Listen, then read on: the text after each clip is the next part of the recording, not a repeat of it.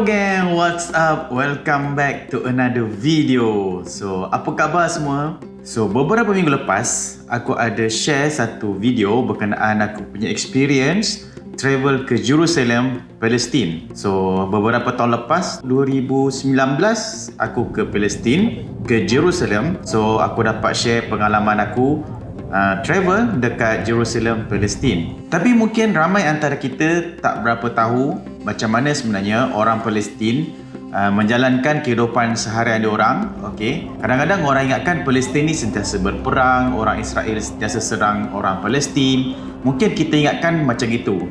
Okay, so hari ni aku nak share bagaimana sebenarnya kehidupan orang Palestin dekat Jerusalem. Alright gang, stay tune, tengok video ni sampai habis. Alright.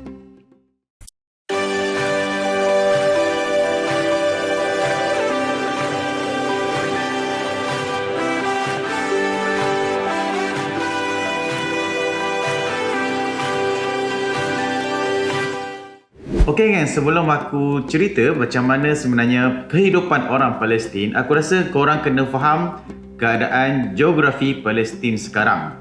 Okey, macam aku explain dalam video yang lepas, okey, sebenarnya Palestin sekarang dia terbahagi kepada dua bahagian selepas dijajah oleh Israel. Okey, so Palestin satu bahagian berada di Gaza yang baru-baru ni berlaku peperangan antara tentera Hamas dengan Israel. So Gaza ni ia sebenarnya berdekatan ataupun bersempadan dengan Mesir, iaitu terletak di semenanjung Sinai. Manakala satu bahagian Palestin lagi ialah di tebing barat ataupun di West Bank. Okey, tebing barat ni sebenarnya dia lebih berdekatan dengan Jordan, bersempadan dengan Jordan. So kedua-dua tempat ni berpisah antara satu sama lain dan juga sebenarnya diperintah oleh kerajaan Palestin yang berbeza. Okey, kalau korang nak tahu sebenarnya Gaza diperintah oleh kerajaan Hamas, iaitu sebenarnya satu parti politik. Manakala di West Bank, Palestin diperintah oleh kerajaan Fatah. Okey, so mungkin kalau tak faham lebih kurang macam kat Malaysia ni, Kelantan diperintah oleh kerajaan PAS. Mungkin dekat Johor diperintah oleh kerajaan BN. Okey, lebih kurang macam itu. So, kedua-dua Fatah dan juga Hamas ni sebenarnya dia ada sikit perbezaan dari segi ideologi. Okey, Hamas dia lebih keras. Dia menolak sepenuhnya kerajaan Israel dan berjuang untuk merdekakan Palestin daripada Israel. Manakala Fatah yang di West Bank dia lebih lembut dengan Israel. Dalam kebanyakan perkara diorang bekerjasama dengan kerajaan Israel dan juga Fatah ni menerima idea untuk two nation country, okey, ataupun dual nation country. So Fatah ni lebih banyak bekerjasama dengan Israel berbanding dengan Hamas. Jadi sebab tu kalau korang nak tahu, kebanyakan peperangan antara Israel dan Palestin sebenarnya antara kerajaan Hamas di Gaza dan juga Israel. So sebab tu baru-baru ni apabila berlaku serangan Israel ke Masjidil Aqsa. Masjidil Aqsa ni berada di West Bank, di Jerusalem. Okey, tentera Israel dia menceroboh masuk dekat dalam Masjidil Aqsa dan orang Palestin melawan dengan baling batu untuk mengusir tentera Israel ni keluar daripada kawasan masjid lah. Okey, tapi dia tak berlaku peperangan sebenar. Okey, peperangan sebenar menggunakan senjata, peluru pepandu semua tak berlaku di West Bank ataupun di Jerusalem. So disebabkan Israel menceroboh kawasan Masjidil Aqsa, jadi kerajaan Hamas yang berada di Gaza ni yang bertindak. Okey, diorang ni jauh sebenarnya, tapi kerajaan Hamas yang berada di Gaza yang bertindak. Diorang ni mengugut Israel keluar daripada kawasan masjid. Kalau tak, Hamas akan serang Israel. Jadi peperangan tu berlaku di Gaza. Okey, banyak serangan berlaku di Gaza. Disebabkan Gaza ni boleh kata 100% lah. Okey, kawasan Gaza ni adalah orang-orang Palestin. Manakala di Jerusalem ada orang Palestin tapi diorang tinggal bercampur berjiranan dengan orang-orang Israel. Jadi mungkinlah tentera Israel takkan tembak peluru pepandu yang besar-besar yang mungkin menghancurkan kampung diorang ni dekat kawasan Jerusalem, sebab kemungkinan terkena dengan orang-orang Israel sendiri. Pada pendapat aku macam itu. Kadang-kadang berlaku juga serangan dekat Jerusalem tapi biasanya lebih kepada tunjuk perasaan, baling batu, okey, orang Israel tembak peluru getah ataupun peluru hidup, tapi mungkin tak ada peluru pepandu macam berlaku di Gaza. Okey, so sekarang macam mana sebenarnya kehidupan orang-orang Palestin di Jerusalem? Okey, so sebabkan Aku pernah ke Jerusalem, di tebing barat, di West Bank. So aku mungkin boleh nampak kehidupan diorang dekat Jerusalem ni. Tapi aku tak akan cerita bagaimana kehidupan diorang dekat Gaza sebab aku pun tak ada pengalaman dekat Gaza. Aku tak pernah pergi dekat Gaza ni. So masa aku pergi dekat Jerusalem, kita nampak sebenarnya orang-orang Palestin ni nampaklah kehidupan dia macam biasa saja. Okey, mungkin ada waktu-waktunya berlaku ketegangan, mungkin agak tegang lah, mungkin diorang akan rasa ketakutan ataupun mungkin tak berapa selamat. Tapi pada hari-hari biasa, diorang ni hidup macam biasa, berniaga macam biasa, pergi sekolah macam biasa. Ada yang bekerja, mungkin ada yang bekerja hospital, ada yang bekerja jadi cikgu, kemudian ada juga mungkin bekerja di pejabat-pejabat swasta dan macam-macam pekerjaan, lebih kurang macam kita. Okey, cuma ada sikit perbezaan. Orang Palestin dia tak banyak bekerja kerajaan, contohnya kerja kerajaan di Jabatan Pertahanan contohnya, okey, ataupun kerja kerajaan di Kementerian Telekomunikasi. Mungkin macam itu. Ada sikit perbezaan dari segi pekerjaan orang-orang Palestin. Walaupun masa aku pergi tu aku nampak kehidupan diorang ni macam biasa je, tapi sebenarnya diorang ni tak bebas macam biasa. Okey, orang Palestin banyak diberikan sekatan perjalanan. Diorang tak bebas ke mana-mana di kawasan tebing barat ataupun seluruh negara Israel ni. Okey, orang Palestin boleh keluar dari tebing barat, tapi ada restriction. Ada orang yang diberikan kebenaran sementara untuk keluar daripada tebing barat, ada yang memang permanent tak dibenarkan keluar daripada tebing barat, dan ada juga mungkin diberikan kebenaran istimewa lah sementara. Sebab orang-orang Palestin ni apabila diorang travel menggunakan jalan raya akan ada banyak checkpoint. Okey, checkpoint ni macam roadblock lah. Okey, roadblock yang memeriksa orang-orang Palestin.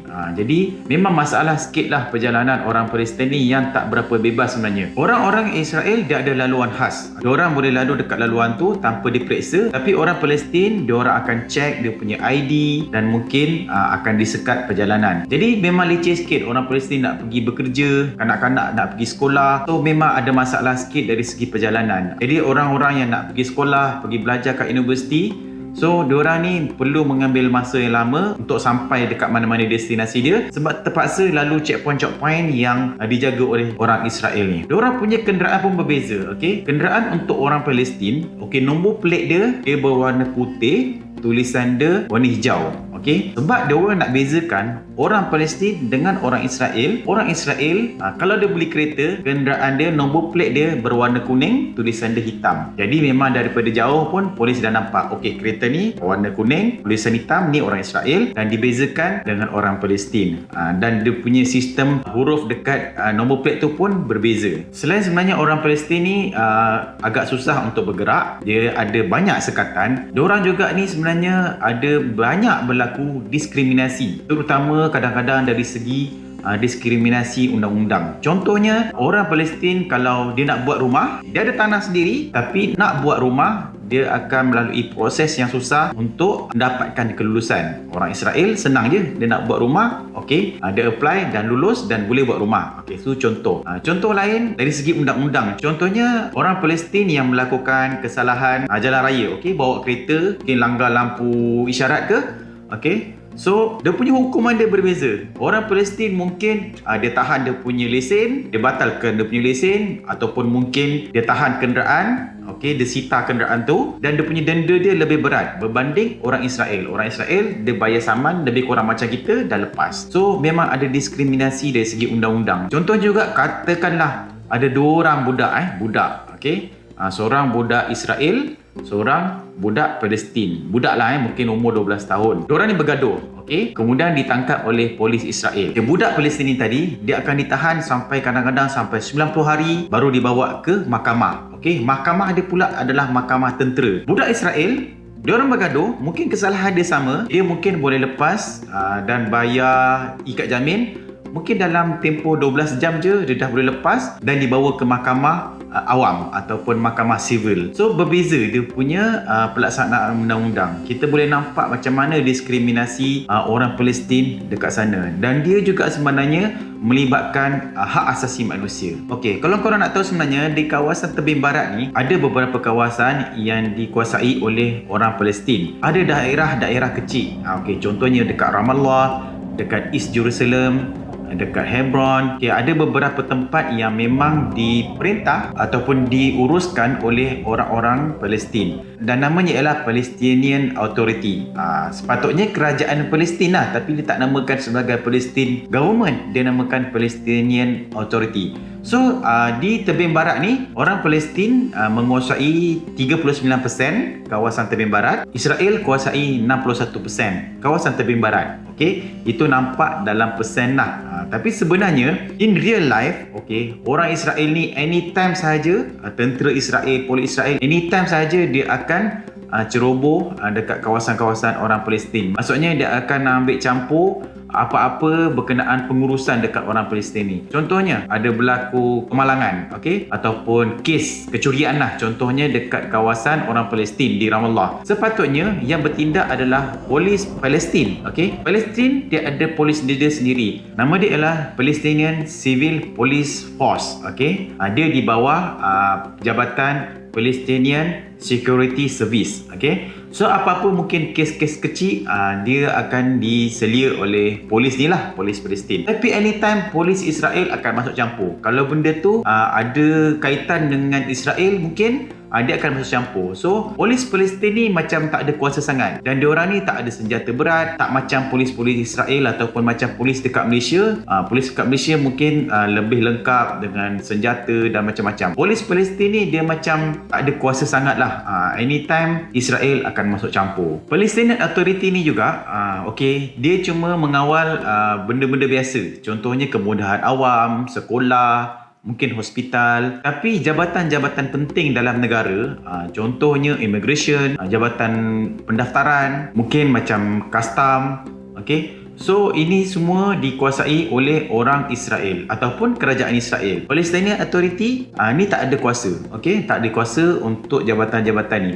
So kita nampak sebenarnya kehidupan orang Palestin ni tak adalah macam biasa kita kat Malaysia. Kita nampak macam biasa, diorang bekerja macam biasa, berniaga macam biasa, tapi sebenarnya diorang memang tersepit dengan diskriminasi orang-orang Israel ni. Okey, pernah berlaku yang contohnya satu kereta ni, ada video dia, kereta tu warna putih, dipandu oleh orang Israel, kemudian dia merempuh orang Palestin. Okey, dia rempuh orang Palestin dan mencederakan beberapa orang Palestin. Tapi polis Israel datang, dia tak tangkap pun driver Israel ni tadi. Malah dia lindungi pula driver Israel ni pula. Lepas tu dia tuduh pula orang Palestin ni yang salah. Dia baling batu dekat kereta tu dan menyebabkan driver tu rempuh orang Palestin. So kita nampak macam mana diskriminasi polis Palestin ni. Palestin sebenarnya dia ada undang-undang sendiri, dia ada penal code sendiri, okey, tapi dalam kebanyakan hal undang-undang tu tak dapat dijalankan dan diambil alih oleh orang-orang Israel. Jadi inilah sebenarnya yang berlaku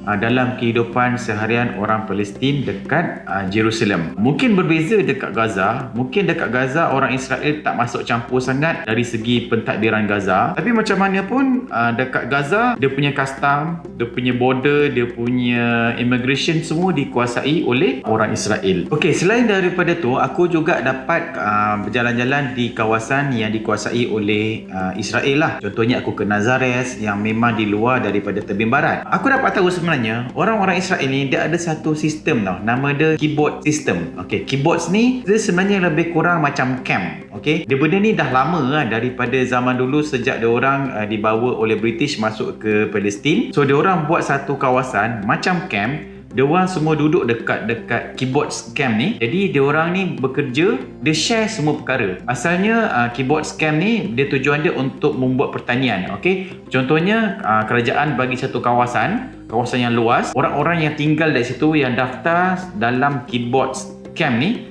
okey, dia akan bekerja untuk membangunkan kawasan pertanian tu. Mungkin dia tanam lah, okey, dia tanam gandum contohnya. Hasil daripada keseluruhan hasil pertanian tu dia orang akan share. Okey, dia akan share contohnya untuk beli pakaian, beli makanan. Dia orang tak ada gaji. Okey, tak ada gaji, ataupun mungkin ada gaji tapi dia orang share, dia bagi sama rata dengan seluruh penduduk dekat kawasan tu. Katakanlah camp tu ada 200 orang. So dia bagi semua sama rata. Makanan dia orang semua sama rata, tempat tinggal dia orang share. So dia orang tinggal macam itu. Dan diorang ni juga berkahwin. Okey, di kalangan diorang dekat dalam camp tu ada yang berkahwin, dan bila dah kahwin dia akan pisahkan, dia akan duduk dekat kawasan rumah, mungkin rumah untuk yang pasangan lah. Kalau ada anak pula, anak-anak tu diorang tak bela. Dia ada macam nursery yang jaga anak-anak. Okey, mungkin dalam satu hari tu dia ada beberapa jam je anak-anak tu dibagi dekat mak bapak dia daripada kecil ni, daripada baby. Okay? Kemudian sepanjang hari tu mak bapak tu boleh bekerja dan anak-anak tu dibesarkan dan dijaga, diasuh, mungkin pergi sekolah, sampai pergi sekolah semua diuruskan oleh beberapa pihak ni yang dekat dalam camp tu. Jadi semua kehidupan dia dekat dalam camp tu dan akhirnya sebenarnya diorang ni berjaya tau.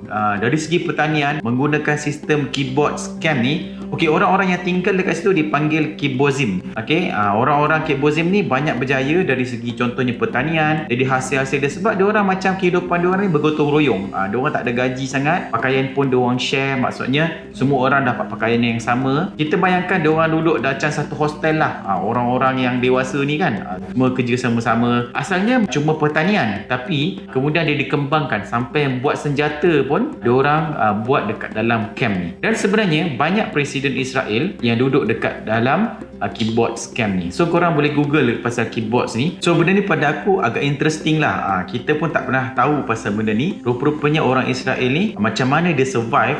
Daripada dulu mungkin dia orang datang daripada Eropah, semua tak ada kerja, datang daripada Rusia, okey. Ada orang dihalau mungkin daripada Jerman, dia orang dihalau dan dapat masuk ke Palestin. Dia orang tak ada harta, tak ada tanah, tak ada apa, tapi dia orang buat sistem yang macam ni dan berkembang sampai sekarang. Cuma sekarang ni mungkin dah agak berbeza sikit. Aku ada tengok juga kat YouTube, rupa-rupanya sekarang ni keyboard scam ni banyak diuruskan oleh swasta. Okay, dia bukan macam dulu lagi. Mungkin dulu dia macam komiti. Okay, macam kita mungkin dulu-dulu kita buat felda lah. Okay, kerajaan bagi tanah kat orang felda, dia orang teroka dan diusahakan untuk tanam sawit. Ni dulu. Okay. Tapi sistem kita kerajaan bagi duit lah. Lebih kurang macam itu, tapi sistem dia ni agak berbeza. Cuma dikembangkan, bukan sekadar pertanian, tapi dia buat semua. Even teknologi, nak jadi macam kilang-kilang. Jadi diorang bekerja dalam satu industri tu, diorang share semua hasil industri tu di kalangan ahli dalam camp tu sendiri. Okay geng, so ni sedikit lah yang aku dapat tengok berkenaan orang-orang Palestin. So mungkin kita wonder macam mana sebenarnya kehidupan orang Palestin. Okay, kita nampak macam biasa, ataupun mungkin ramai yang ingatkan diorang ni sentiasa hidup dalam perang. Tapi sebenarnya tak juga. Diorang dalam kebanyakan masa diorang hidup macam biasa, kecuali bila berlaku konflik lah. Okay geng, so ini saja aku rasa aku nak share sikit-sikit aku punya pemerhatian lah setakat aku ke sana. So see you again on another video. Okay, jangan lupa like and subscribe aku punya YouTube video ni untuk adventure travel around Asia. Gang, see you again. Bye bye. Yeah.